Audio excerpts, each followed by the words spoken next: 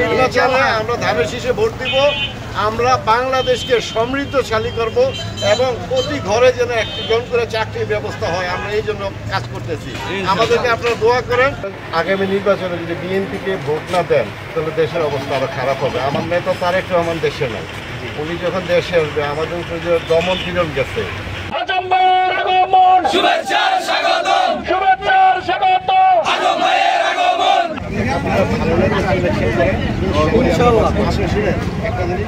সবকিছু নির্ধারণ থেকে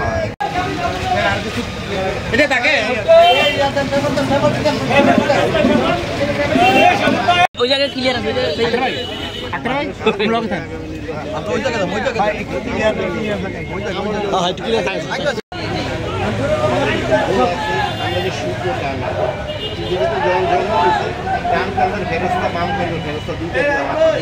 মানুষ